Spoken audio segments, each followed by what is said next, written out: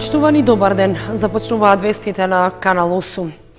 Проектите за изградба на ски лифт на Пониква и за проширување на просторните услови на музеот Теракота во Виница влегува во конкуренција да добијат грант од швајцарската влада. Сепак, дали конечно ќе имаат финансиска поддршка ќе зависи од тоа како ќе одлучи донаторот на парите. Тони Ајтовски со деталите. 5 од вкупно предложените 8 проекти остануваат како потенцијални добитници на грантот од 95.000 швајцарски франци, што го доделува Швајцарската развојна агенција. На третата работна средба во рамки на програмата Регионални форуми во заедницата, што се одржа во Штип, поддршка од присутните добија проектот за изградба на ски лифт на Пониква, како и подобрувањето на просторните услови на музеот Теракота во Виница.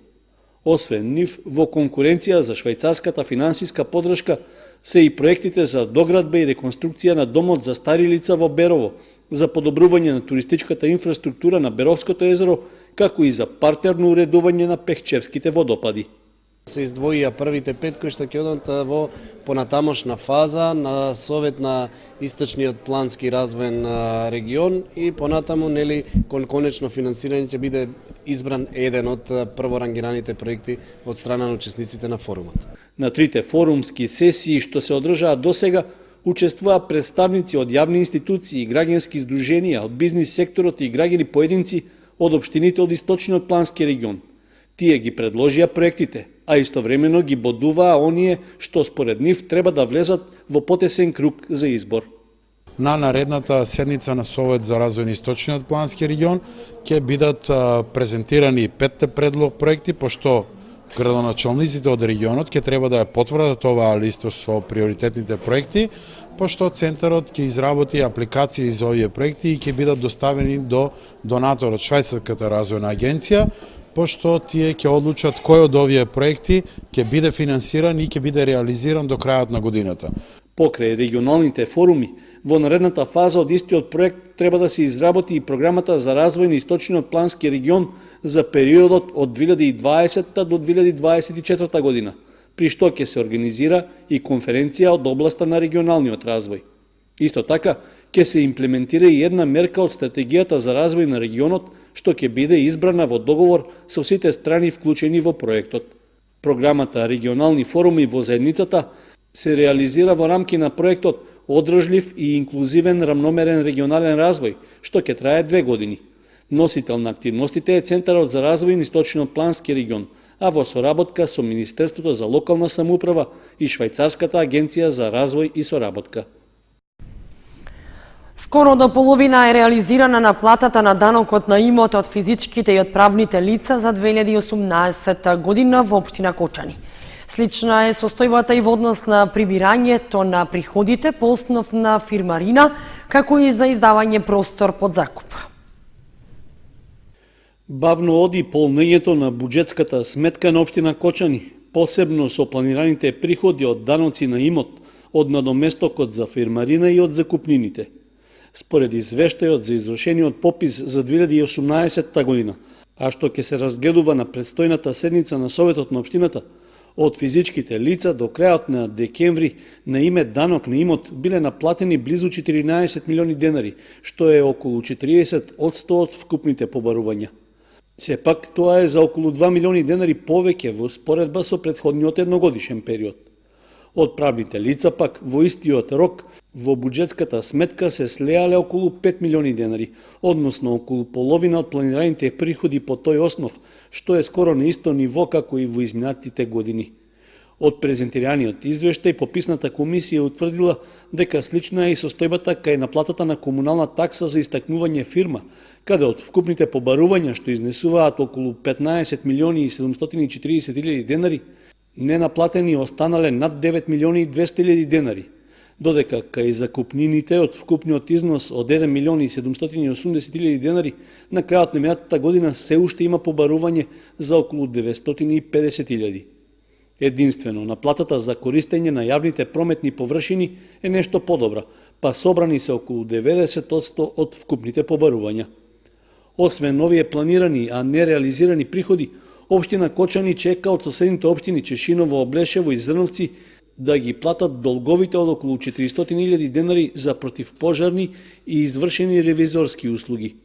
Исто така, ненаплатени се над 2.600.000 денари по основ на договорна казна за неисполнети обврски за градежно земјиште при негово отуѓување со јавно наддавање, а се чека и на враќање на 1,5 милион денари по основ на повратно кофинансирање во источниот плански регион. Годишниот финансиски извештај на општина Кочани за 2018 ќе се разгледува на 23-та седница на Советот, што е закажана за среда 13 март. Тројца работници во ист ден се повредиле на работните места во 3 различни фирми во Кочани. Несреќните случаи биле пријавени в полиција, која извршила увид во околностите поради кои што дошло до повредувањето. Лош ден имале работниците во Кочани во средата околу пладне. Практично во период од само 2 часа, вкупно 3 лица кои извршувале работни задачи во 3 различни фирми се повредиле и завршиле во болница.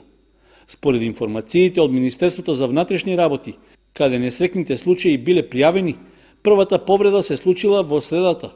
При тоа, околу 11 часот и 40 минути во полициската станица во Кочани пристигнала пријава од општата болница, оти кај нив е донесен 50 годишниот ПМ од Валандово. Тој се здобил со повреди при изведување на градежни работи на пречистителната станица во селото Мојанци. 2 часа подоцна, односно околу 13 часот и 5 минути, во полицијата дошла нова пријава од болницата. Овој пат таа се однесувала на 20 годишниот ЛМ од Кочани, кој при работа во фирма во Кочанско се здобил со телесни повреди. 10 минути подоцна, односно околу 13 часот и 15 минути, лекарите од болницата повторно се јавиле во полициската станица, за да пријават оти кај нив е донесен 19 годишниот АА од Кочани. Тој се здобил со тешки телесни повреди на работното место во фирма во Кочани. По краткиот преглед со возило на итната медицинска помош, тој бил пренесен во клиничкиот центар Мајка Тереза во Скопје. Во сите 3 случаи, увид на местата на несреќите каде се повредиле работниците, извршиле екипи од полициската станица Кочани. Во овој период од годината пчеларите со најголеми активности на своите пчеларници. Паралелно продолжуваат и серијата едукативни предавања на актуелни теми од познати еминентни предавачи од соседна Србија. Пчеларите од Кочани продолжуваат со серијата едукативни предавања од областа на пчеларството, на кои предавачи се еминентни познати пчелари од странство.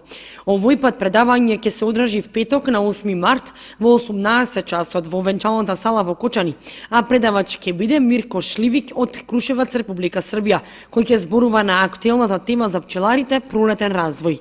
Сега ќе дојде Мирко Шливич од Крушевац, Србија, еминентен предавач, кој денес ќе го одржи 600-тото предавање во Пробиштип. Кај нас ќе биде во 18 часот во салата за венчавки. По тој повод ги поканувам сите пчелари кои се заинтересирани да дојдат да го следат предавањето, кој мислиме дека ќе биде одлично за сите. Вреди да се слушне, добар предавач, мислиме дека ќе научиме нешто ново од него.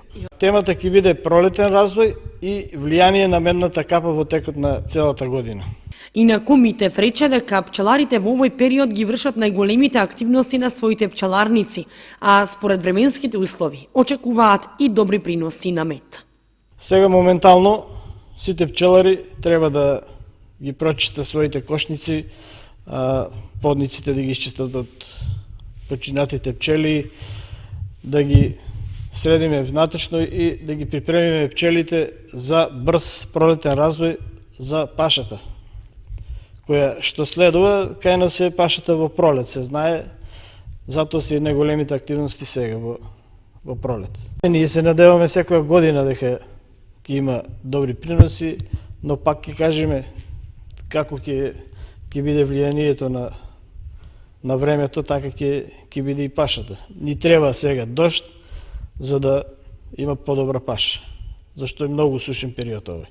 Зимото беше поволно, нема многу загуби, се е во границите на нормалното и мислам дека добро презимија кај повеќето пчелари пчелите се преживеани, презимени, така да се надеваме и на добар развој, па се надеваме и на поволни временски услови за добар принос.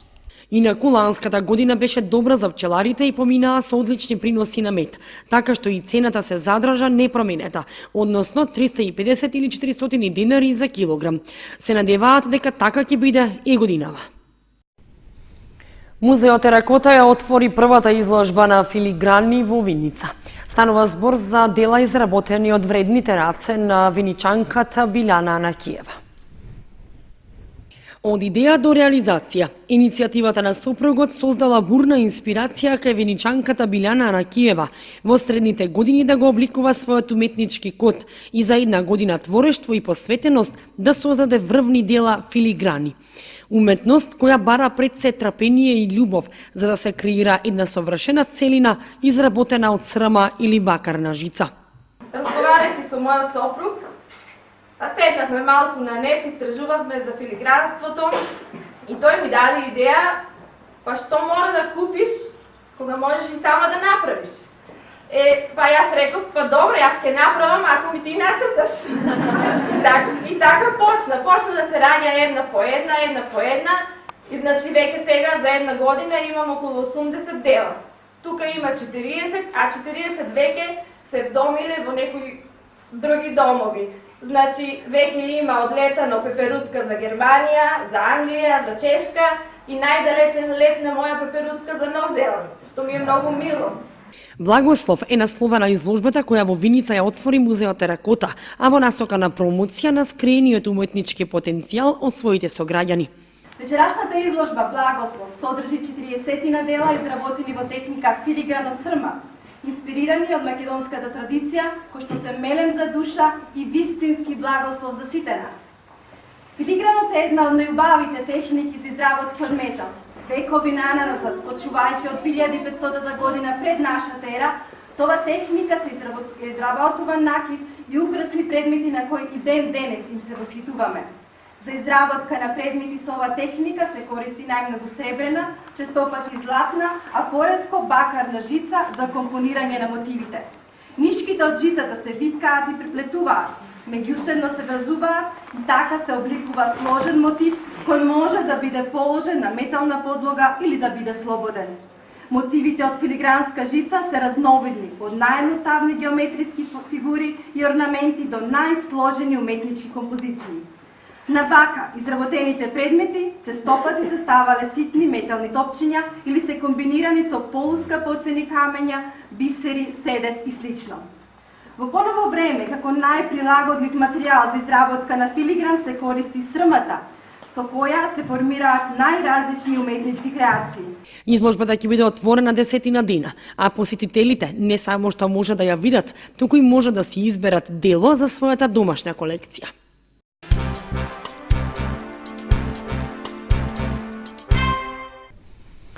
Наставничката по македонски јазик и литература Љупка Стојменова од Основното училиште Никола Карев учесник на првата конференција одржана во Скопје како дел од Асоциацијата на најдобри наставници од земјите во поранешна Југославија.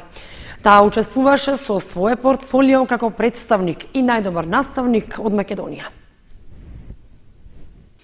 Асоциацијата на најдобри наставници од земјите во поранешна Југославија ја одржа првата конференција во Скопје, на која учествуваа наставници од сите поранешни југословенски држави – Македонија, Црна Гора, Србија, Босна и Херцеговина. Конференцијата траеше 2 дена и на првиот ден гостите беа запознаени со формалното образование во Македонија со посета на училиштето Димитар Миладинов, а беа запознаени и со неформалното образование со посета на фондацијата Step by Step. Од Македонија како најдобар наставник, а воедно и член на Асоциацијата на најдобри наставници, учествуваше наставничката по македонски јазик и литература од Основното училиште Никола Карев Љупка Стојменова, која доби сертификат за учество, а се надева и на награда и признание. Вториот ден се одржа конференција, на која што конференција се работеше во 4 работилници, односно имаше 4 предавања. Првото од предавање беше на тема ентузијазмот во образованието, предност или недостаток. Второто предавање беше достапноста на примери од наставничката пракса, инспирација или замка за наставникот. Лидерството во образованието во служба на наставничката професија беше третото предавање и четвртото предноста на умрежувањето на наставниците во иднина. Основоположници на оваа асоциација се наставничката од Србија, Желјана Радојчич Луџич и Весела Богдановиќ од Македонија.